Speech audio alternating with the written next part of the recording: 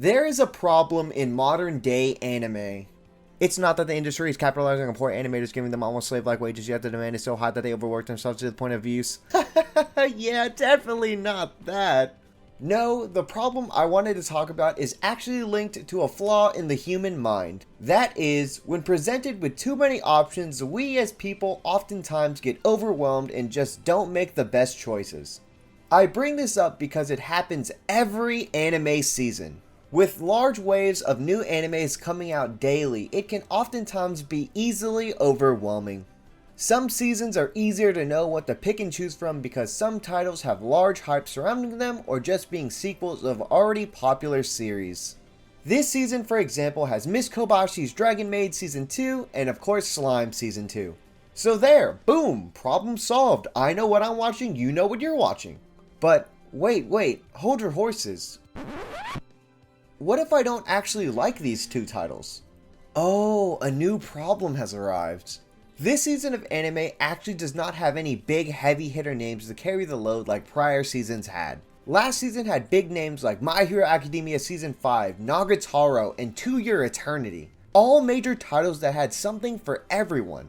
But what is there to watch this season if you don't like the sequels? Will you just have to watch every show and see what you really enjoy? No, that takes way too much time for an average person.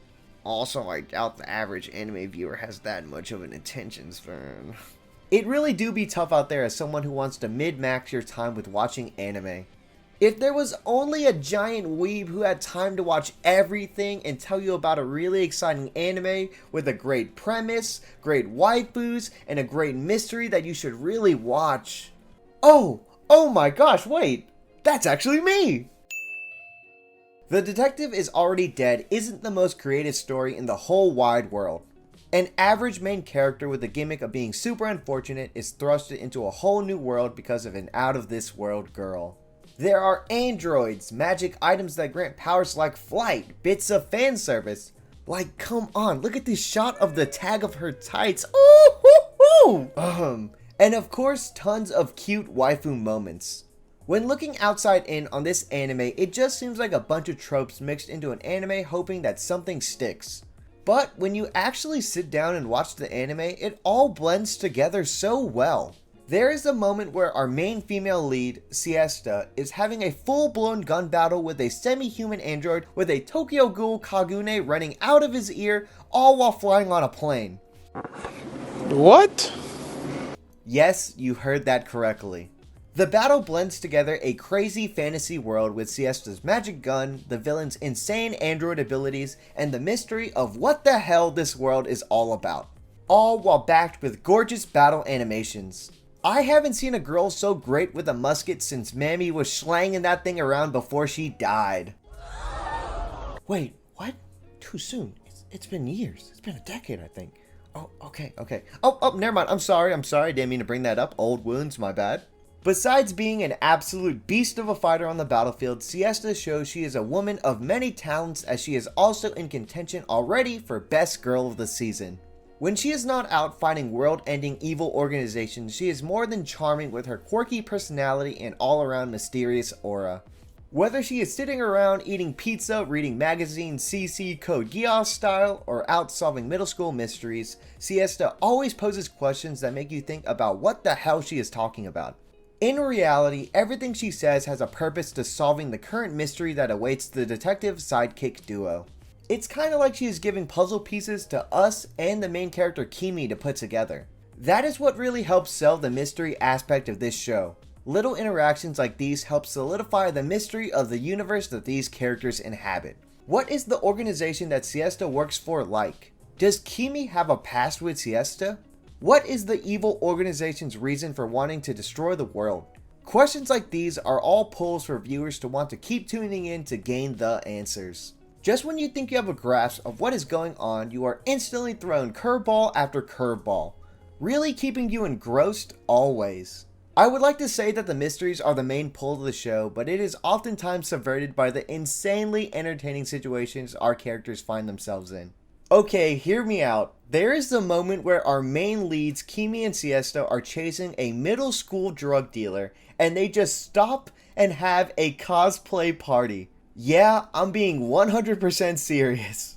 It just seems like a crazy jumbled mess with no sense of rhyme or reason why, but it's just plain simple fun. The anime does a great job of making you forget the seriousness of chasing middle school drug dealers or evil organizations. Like, who cares if you're dealing drugs? Kids will find drugs one way or another. Let's dress up like a married couple and make some weebs' lonely heart melt.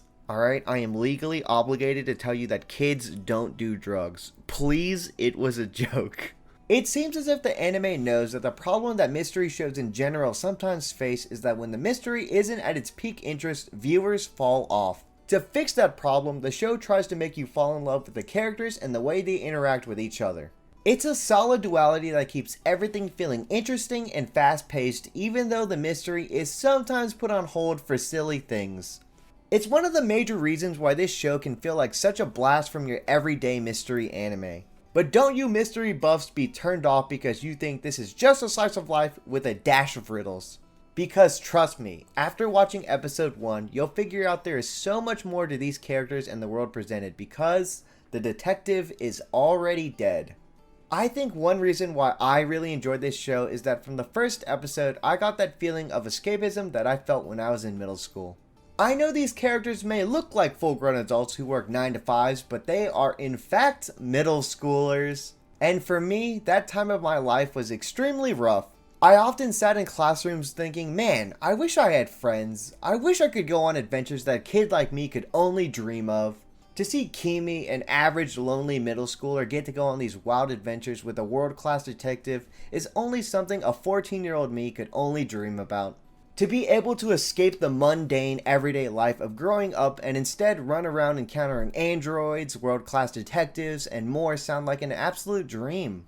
The combination of these wacky tropes paired with that escapism really sells it for me and so many other people that are already engrossed by just the first episode.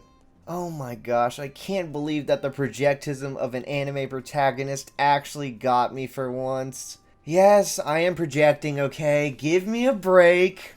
It actually has been so long since I felt so enamored in a first episode. The mix of mystery and fun coupled with a great female lead helps create a wonderful experience. Yet the world is still so unsolved. There are so many layers to find out in each episode, it'll be sure to keep viewers on the edge of their seat. Plus, I purposely didn't mention what the actual title of the anime means. The detective is already dead. What do you think that means for the series? You won't find any hints here, you'll just have to give the show a try to find out. Genuinely, I hope this puts a few more eyes on this show with so much promise. Siesta is an amazing character and the world surrounding her is a mystery lover's dream. I can't wait to find out how this whole thing unravels and you can join in along for the ride. The Detective is Already Dead is an anime you for sure won't want to miss out on.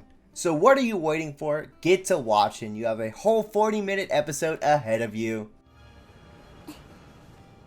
Hey guys, I hope you enjoyed this video on The Detective is Already Dead. It is a show that is a ton of fun for me right now, and I am currently enjoying it to the fullest. If you really enjoyed this video and want to see more videos like this, then please remember to subscribe right down below because I do anime videos every single week on a wide variety of anime, so there's always something to enjoy. And if you want to go the extra mile to support myself and this channel, then please consider becoming a patron down below. It's a place where you can get early content, updates, comic series, and more. And I would really appreciate it from the bottom of my heart. And hey, speaking of patrons, shout out to my patrons. You're the backbone of this channel. You guys are oh so amazing, and I cannot thank you enough. And an extra special shout out to Jamie Lynn, Margaret, Emily, and of course, Kimberly. Kimberly, you rock, and all the others as well. Thank you guys for your extra support. You guys rock to the moon and back. But with that, I really hope you guys enjoyed this video. I hope you have a great, fantastic day, and I'll catch you guys in the next one, alright? BriThi, your local anime YouTuber, signing off for now. Goodbye, and peace. I love you guys so much. Thank you!